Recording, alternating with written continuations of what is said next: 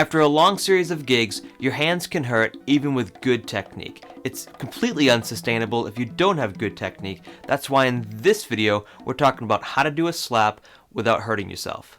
Coming up.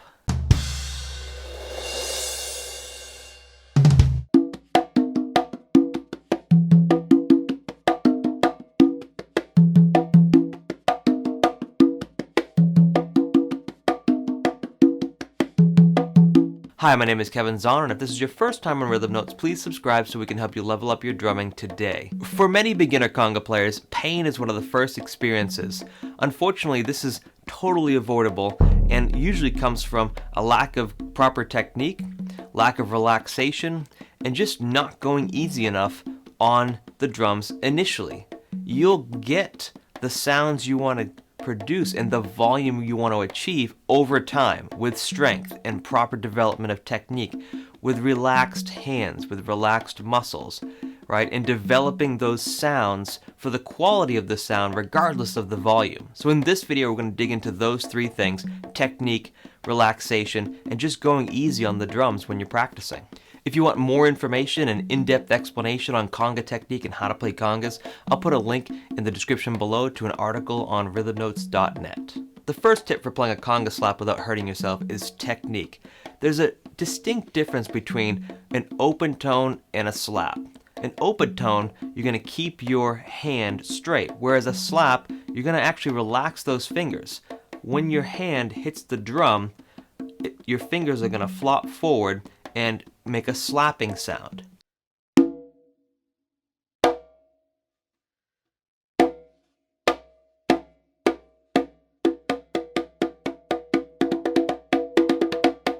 That can be achieved with low volumes and much louder volumes.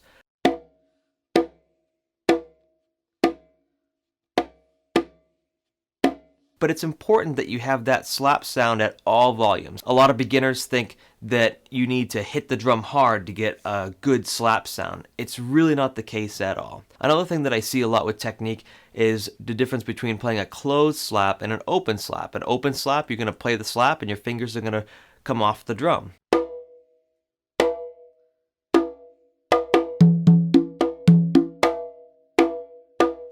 That lets the drum resonate more, whereas a closed slap, you're just going to leave your fingers on the drum, and it can be played lightly, and it can also be played much louder. It can also be played a third way, where you put your left hand or your right hand, whatever hand is not executing the slap, on the drum to mute the head and then play a slap. Some drummers think you need to cup your hand. These sounds that you can create by changing your hand in different ways, cupping it for example, are really cool and they can sound great and it's not wrong. However, you don't need to cup your hand to play a good slap. In fact, if you cup your hand and your fingers are too tense, you could hurt yourself. That could lead to pain. If you're getting value out of this video, hit that like button and please share this video with someone who you think would also get value out of it. Another technique issue that I see conga players doing sometimes is pronating the hand. It shouldn't be an arm turn or a forearm rotation, it's a wrist movement, right on the hinge. You can raise your arm to get more mass into the stroke, but even then it's still a wrist movement. Kind of like molar stroke for you stick drummers. Now this brings us into relaxation.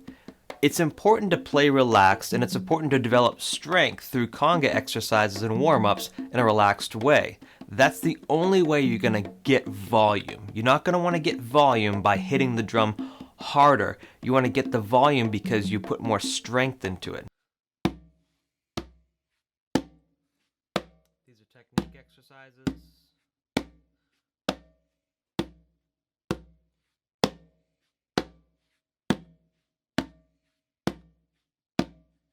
I'll link a video up in the cards and one down below to the conga warm-ups and exercises that I recommend. Now for example though, these exercises are all about relaxing your drop heel strokes, really relaxing those strokes, and accelerating the toe strokes, which is where you're going to get your strength in your wrist turn. You can play the Changuito example, or you can play the Michael Spiro example that I've showed in that video, or you can do a different one that's similar. There's many ways to do this as long as you're relaxing and accelerating at the right times. The last tip I have for you is to go easy. Not every slap has to be like the most explosive sound. You can play very light slaps that have a huge impact on the groove and on your patterns that you're playing, or even in your solos.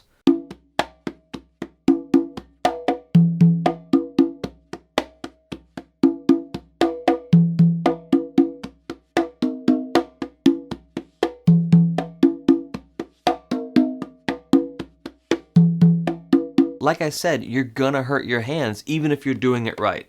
Even if you're playing with proper technique and relaxation and going easy on your development, but you're still gonna have problems with your skin. You might have times when you have to tape up your fingers to keep the wounds from getting bigger. You're gonna have times when you just need to give your hands a rest. And sometimes, I mean, when bands are out there on the road and they're doing 6 or 7 gigs a week sometimes, that's a lot. That's a lot on your hands. And it's not always possible to really take care of your hands. So the best thing you can do is go easy. Build it up. Be easy on your hands. Now for beginners, maybe you're not playing 7 gigs a week. Maybe you're not even doing 1 gig a month. But you might play with your friends in drum circles or do some rumba, or might even be playing congas in a band. That's cool.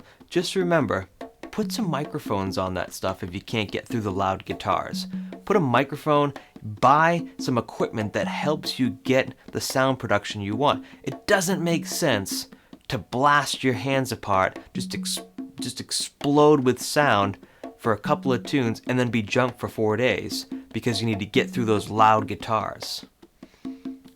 Put a good mic on them, a simple SM57, it's around $100 or less, and even I've seen players come in with their own powered PA speaker. They hook up to the microphone on their congas and they can just turn their mixer up. There's nothing wrong with that. No one's gonna laugh at you.